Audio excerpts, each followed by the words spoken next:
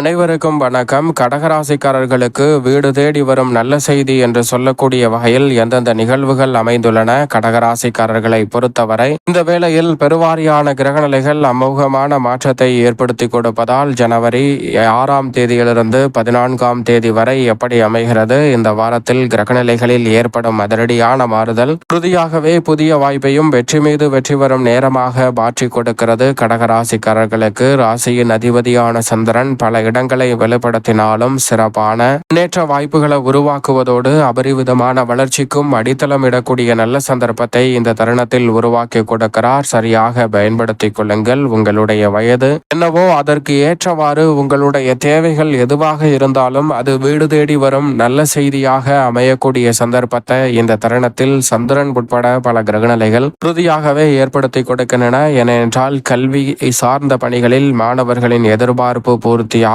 நல்ல காதல் அமைய வேண்டும் என்று எதிர்பார்த்து கொண்டிருப்பவர்களுக்கும், காதல் ரீதியாக சங்கடங்களை சந்தித்து வந்து கொண்டிருப்பவர்களுக்கும் அதில் நல்ல ஒரு மாறுதல் நிச்சயமாக உண்டு. காதல் கைகூடும் வேலையாக அமைய போகிறது. கல்வியில் முன்னேற்றம் கிடைப்பதோடு மட்டுமல்லாது எதிர்பார்க்கக்கூடிய நல்ல வேலை வாய்ப்பு உங்களுடைய பொருளாதார வாழ்வில் அடுத்த கட்ட இடத்தை நோக்கி நகர்த்தக்கூடிய நல்ல சந்தர்ப்பத்தை உறுதியாகவே ஏற்படுத்தி கொடுக்க போகிறது. எனவே சரியாக இந்த தருணத்தை பயன்படுத்திக் கொள்ளுங்கள். எவ்வளவு பெரிய காரிய தடை, சிரமம், சிக்கல் என்று பல காரியங்கள் இருந்தாலும் அவற்றை விலக்கி முன்னேற்றம் கிடைக்கும். தொழில் மற்றும் வியாபார ரீதியாக சிறப்பான வாய்ப்புகள் உண்டு. எதிர்பார்க்கக்கூடிய மாநில அரசின் சலுகை சார்ந்த அறிவிப்புகள் பலவற்றை நிறைவாக சந்திக்கும் வேலையாகவும் உங்களுடைய எதிர்பார்ப்பு உத்தியோகம், தொழில் மற்றும் வாய்ப்புகள் ரீதியான எதுவாக இருந்தாலும் அவை அனைத்தும் இந்த தருணத்தில் நீங்கள் எதிர்பார்த்தபடியே வீடு தேடி வரும் நல்ல செய்தியாக சந்திப்பதற்கான முதன்மையான அதிர்ஷ்ட யோகம் நிச்சயமாக கடகராசிக்காரர்களாக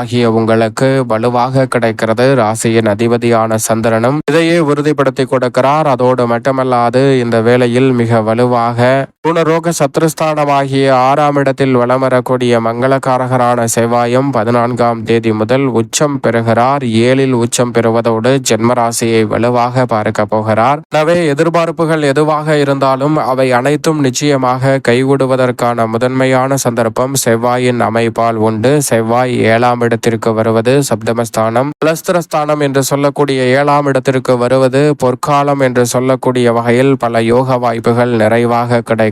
கிரகம் வலுவடைந்த நிலையில் பலம் வருவதால் உறுதியாகவே கடகராசிக்காரர்களுக்கு இரட்டிப்பு நன்மை கிடைப்பதோடு மட்டுமல்லாது செல்வ வளம் பெருகும், தெய்வீக நம்பிக்கை அதிகரிக்கும், பல காரியங்களை விரைவாகவும் துரிதமாகவும் செய்து முடிக்கக்கூடிய நல்ல சந்தர்ப்பம் கிடைக்கும். தனித்து செயல்படுவதை காட்டிலும் கூட்டு முயற்சியில் இரட்டிப்பு நன்மையும் மிக சிறப்பான வெற்றி வாய்ப்பும் வெற்றி மீது வெற்றி வரும் நேரம் என்று சொல்லக்கூடிய வகையில் பல சந்தர்ப்பங்களை நிச்சயமாக ஏற்படுத்தி கொடுக்க போகிறது. அதோடு மட்டுமல்லாது புதிய வாய்ப்புகளுக்கு குறைவில்லாமல் சந்திக்கக்கூடிய வகையில் இந்த தருணத்தில் பல காரியங்கள் அற்புதமாக கைகூடுவதற்கான சந்தர்ப்பம் உண்டு. உங்களுடைய வாழ்வில் பல புதிய திருப்பங்கள் திடீரென ஏற்படுவதோடு மட்டுமல்லாது நல்ல முன்னேற்றம் உண்டு. உறவினர்களுக்கிடையே இருக்கக்கூடிய மனஸ்தாபம் முற்றிலுமாக விலகி வருமானம் அதிகரிக்கும் சிறப்பான வேலையாகவும் இந்த தருணம் நிச்சயமாக அமைய போகிறது என்பதை மங்களக்காரகரான செவ்வாய் உறுதிப்படுத்துகிறார். வித்யாகாரகரான புதன் ராசியின் அதிபதியான சந்திரனின் பார்வையில் நட்பு கிரகமாக இருக்கிறார். அவர் சப்தமத்திற்குள் வருவதால் யோகம்தான். நிச்சயமாக 11ஆம் தேதி முதல் சப்தமத்தை வலுப்படுத்த போவதால் நீங்கள் எதிர்பார்க்கக்கூடிய பல நல்ல வாய்ப்புகள், நன்மை நிறைந்த சந்தர்ப்பங்கள் உறுதியாக கிடைக்கும். உடன்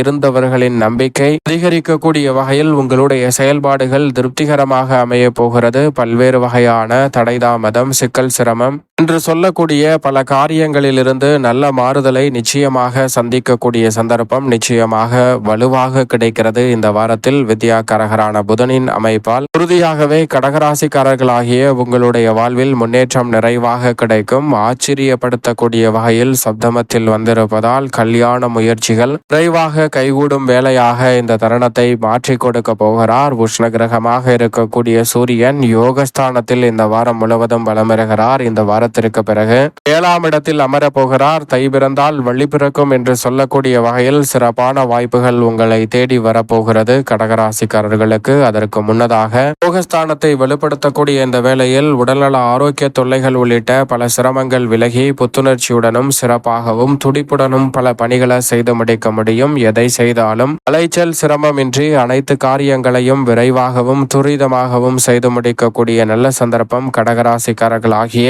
உங்களை தேடி உறுதியாகவே வருகிறது. மேலும் நவகிரகங்களிலே சுகாதிபதி லாபாதிபதி என்று அழைக்கக்கூடிய சுக்கிரன் கடகராசிக்காரர்களுக்கு சப்தமத்தில் வந்து ஜென்மராசியை பார்ப்பது எதிர்பார்த்தபடியே ஊதிய உயர்வு, பதவி உயர்வு உள்ளிட்ட நல்ல வாய்ப்புகளும் சந்தர்ப்பங்களும் கிடைக்கும் நேரமாக அமைய போகிறது. கலைத்துறை மற்றும் அரசியல் துறையில் நீங்களே வியக்கத்தக்க வகையில் எதிர்பாராத பல அமோகமான வளர்ச்சியும் முன்னேற்ற வாய்ப்புகளும் அடுத்தடுத்து விரைவாக கைகூடக்கூடிய வகையில் பல நல்ல சந்தர்ப்பங்கள் நிச்சயமாக உங்களை தேடி வரும். கலைத்துறையில் பிரம்மாண்டமான வளர்ச்சி உறுதியாகவே கிடைக்கும். அரசியல் சார்ந்த பணிகளில் இருக்கக்கூடிய நெருக்கடிகள் முற்றிலும் விலகி முன்னேற்றத்தை ரெட்டிப்பு வகையில் சந்திக்கக்கூடிய நல்ல சந்தர்ப்பம் இந்த தருணத்தில் கடகராசிக்காரர்களுக்கு உண்டு. பெண் வீட்டார் வழியில் நீங்கள் எதிர்பார்க்கக்கூடிய மாறுதல் உறுதியாகவே கிடைக்க போகிறது. ராசியின் உச்ச அதிபதியான குரு பகவான் 6 மற்றும் 9ஆம் இடத்தின் அதிபதியாக இருக்கக்கூடிய குரு பகவான் 12ஆம் இடத்தில் வக்ரம் பெற்று லாபத்தை நோக்கி நகர்கிறார். குரு பகவான் லாபத்தை